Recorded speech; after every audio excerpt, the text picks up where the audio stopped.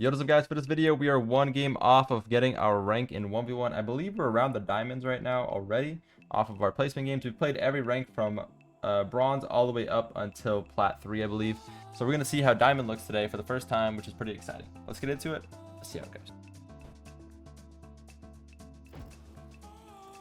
Alright, for first game today, we got an 8-12 player, which is diamond 1. So we're running into diamond for the first time.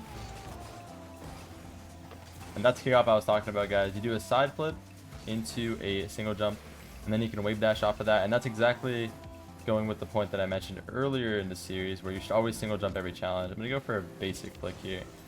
Just a front flip flick. So getting a dribble and then front flip flicking. I'd assume diamonds can do that if what you guys tell me in the comments is true about diamonds. Triple flip resetting. the mythical triple flip resetting diamond that I've heard about.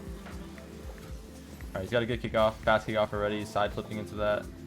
Wait for the bounce here. Try to like make him commit on this, honestly. I don't mind that at all.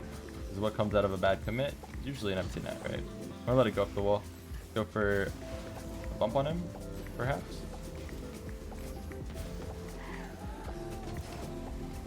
Dive on him a little bit. For a bump.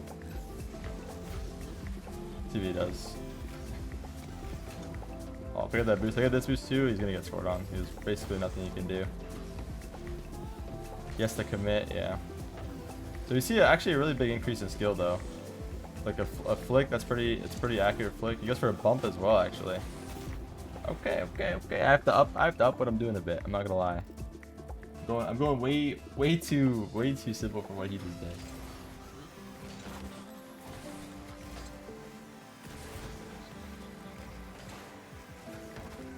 Actually decent.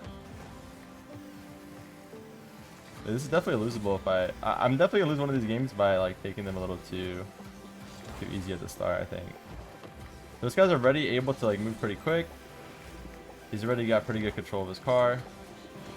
And you see he's taking the right challenge. He's just half flipped. This might be someone that's supposed to be higher ranked. In my opinion, this looks like someone that's supposed to be higher ranked than Diamond 1 based on his control. He just half flipped pretty well toward the ball on a challenge. Maintained speed, maintained like pretty good control of the ball at the same time. I feel like this is not just a diamond 1. It's probably someone that's higher up in 2s and just doesn't play 1s. That's my honest guess. See what his plays look like a little bit more. Did mess that up though. I don't really know. It's going to be really interesting to see how inconsistent Diamond and Beyond is going to be. I feel like we're going to get one game where they're just going to be like insane, and the next game where they're just not doing as much. But I'm not going to do anything crazy flip reset wise until I see people doing flip resets. First time I see flip reset is when I'll start to incorporate them. So again, I wouldn't go for an air dribble if you guys aren't comfortable doing that yet. Hit it down to the ground. That's what I mentioned in the last video. Then I could just look at the opponent. That's unlucky. That was a good challenge actually from him. Not going to be in that. I can't take it as slow against him though already, which is interesting how much of an increase there is, but he's still trolling in a lot of ways, maybe letting his annoyance for the game take over a bit. I think you'll see a lot more tilt. Oh, squishy save. You'll see a lot more tilt in 1s than you will in other modes for sure. Gonna fake again here. Eventually has to throw it away. He has good flips. He's speed flipping, he's half flipping, but he's still making mistakes in terms of his challenges. Like his final challenge isn't as good as it should be. Go for another bump here. Fake this one. Oh, he didn't care. He actually did. I thought you could have just scored. I was just scrolling. Oh, he went. Wait. Flip reset attempt. Unfortunately, they're not professional. They can attempt the flip reset, but even then, even if he got it, probably not going to be straight in my net, to be honest with you. Setup wasn't perfect. But we are seeing one of the mystical diamonds you guys were telling me about.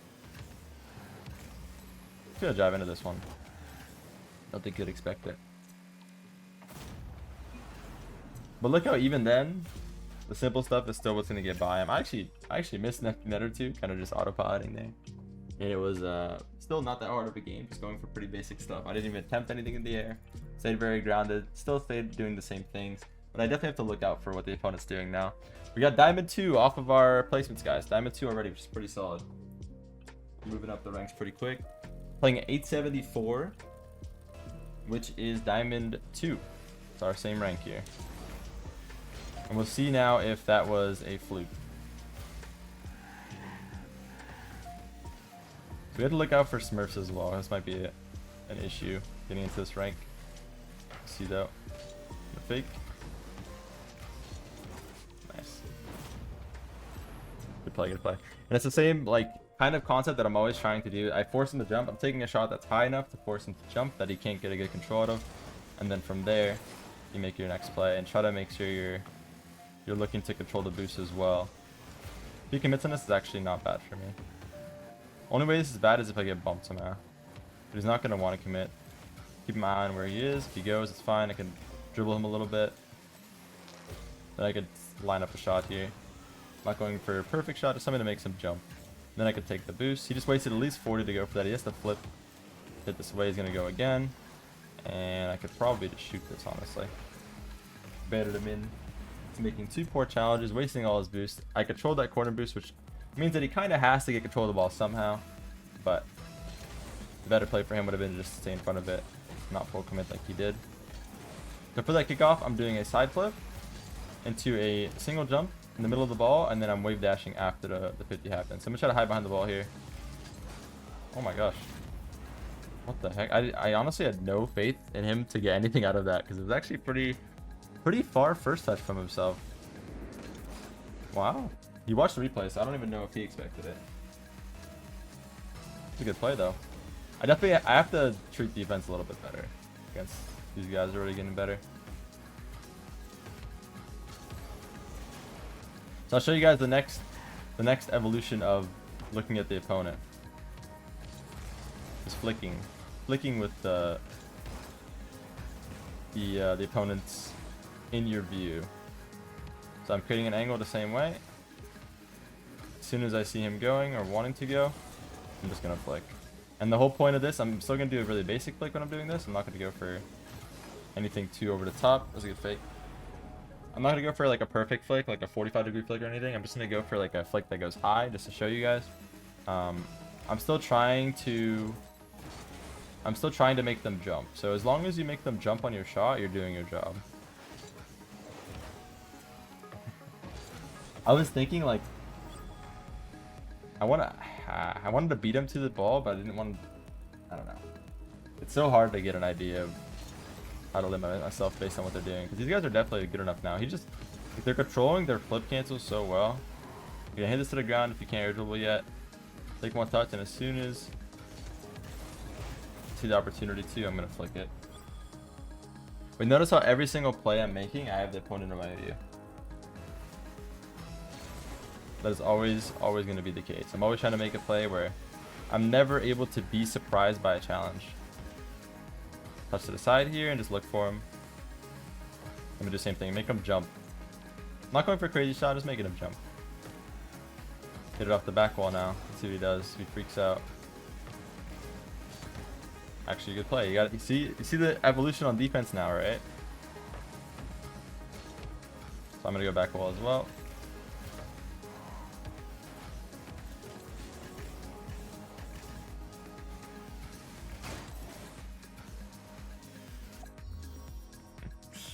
Okay. Good second game. Let's get to the last game of the video. We're up into the 900s now, which is about to be Diamond 3. Pretty close to Diamond 3. Okay, we're playing Omi, who's also Diamond 3.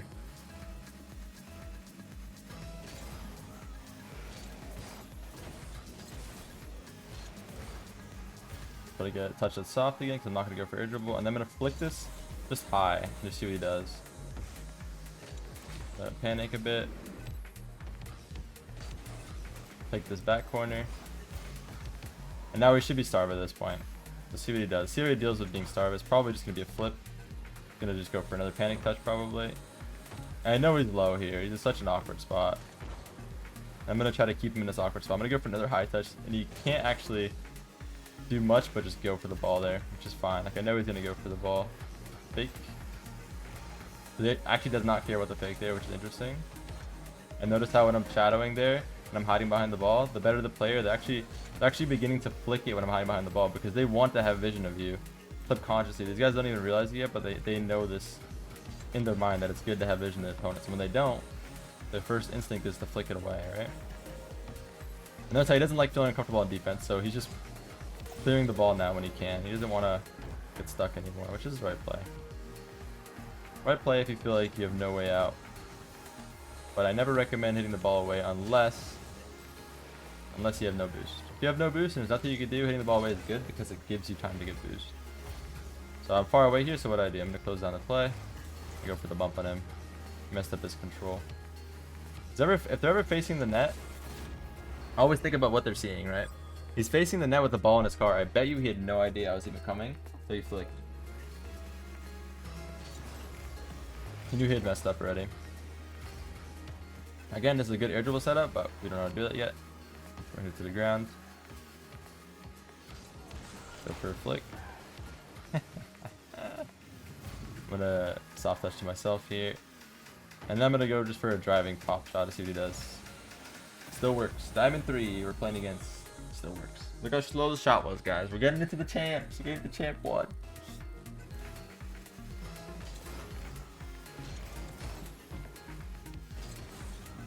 Flip the ball again for the air dribble setup, but we're not going to air dribble because again we don't know how to do that. Trying to change the way he's defending, but I'm just staring at him the whole time. So I know what he's doing. I know that the fake challenge is the bluff. And then right there we're creating an angle where I can see him, and I can just cut it to the side. From his perspective, it's basically impossible to do anything. This ain't the real Dr. Muffin either, right?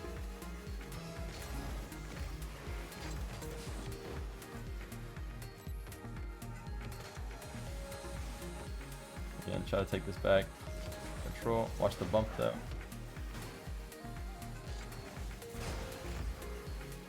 Boost on the left should come back, and he's gonna think I'm gonna go for the right one, but this one's about to come back, I think.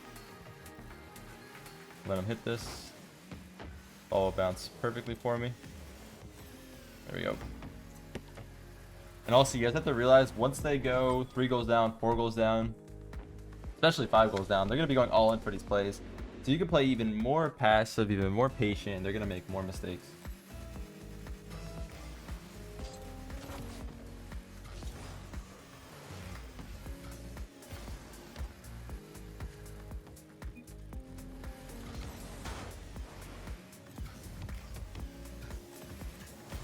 So always understand that like your lead is also the win condition. Like that becomes the new win condition. So my win condition here is just I don't need to score anymore. I can play my lead. I can let them freak out. I can let them play super aggressive for these goals. And all I have to do is just wait. Hit the ball to the corner. The goal for me now is no longer his net. The goal for me is the ground. Anywhere on the ground that's not where the opponent is. So over there in that corner, sure. Look what that does. That kills like 10 seconds for me. If I do that a few more times, the game's over. So what I'm going to do, I'm going to go close. I'm not going to commit because that's bad. Makes him freak out. I just drift it away. Take this boost, go for the bump, take this boost, go for this boost. And then if I want to, I can just toss a shot on net, makes him jump. I don't have to go for anything that's like perfectly on target. Just make him awkward. See if he freaks out. He does. Ball comes back to me. I know he has no vision of me there as well, so I know he's likely not going to get touch. Take it to the side. I can also, if you get good enough at dribbling, you can just dribble it back. Look how much space you have on the field. You don't always have to go straight toward the net. You have to remember this. One of the most valuable things to learn early on. Like, he's not expecting to go toward the net, and you can actually fake them out so easily by just never going for the shot, ever. You see how he's just full speeding every ball? Just desperate at this point, right? Get off the wall to myself. He's gonna go for it again because he has to, and I know that. Not weird. Sometimes you'll be losing a game, you'll be like, what is this guy doing? Why is he going for that? Well, they have no choice, right? That's why he's going for every ball. You notice how as soon as I have this lead, I understand that he's going to play different. Like, I understand that he's going to go for all these plays. None of these will catch me off guard. because I'm aware that he has no choice. He's gonna go again. Right? You could judge your opponent's next move based on the scoreline very easily, actually. You can also assume that if he's up by a lot, he's gonna play a little more passive. You'll have more time, so you can create these angles on the ball. You can create these awkward situations more often. Yeah, that's actually a pretty good thing to mention that I don't think I mentioned too often on my channel. Something that I've always thought about quite a bit when I'm playing. I think not a lot of pros think about this as well. I think it's actually a very big problem with a lot of pro teams is they actually don't ever think about their lead and how the opponent will play when they have a lead. Like, that's not something that's thought about very often.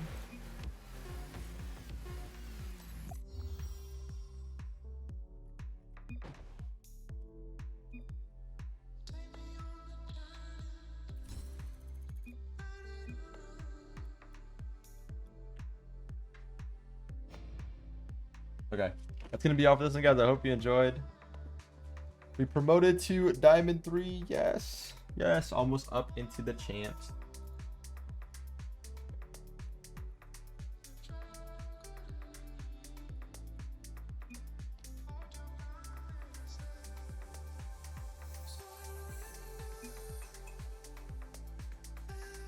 Yeah, up into Diamond 3. He actually thinks I'm serious. Up into Diamond 3 and getting close to champ. Hopefully we get absolutely double flip reset on next game so that you guys will all be happy that I finally get to see the apparent mechanical legends in Diamond. But yeah, good games today. Hope you guys enjoyed. Have yourself a wonderful day or night, whatever time it is when you guys are watching this. Like, comment, subscribe. I see you all in the next one. I love y'all. Peace.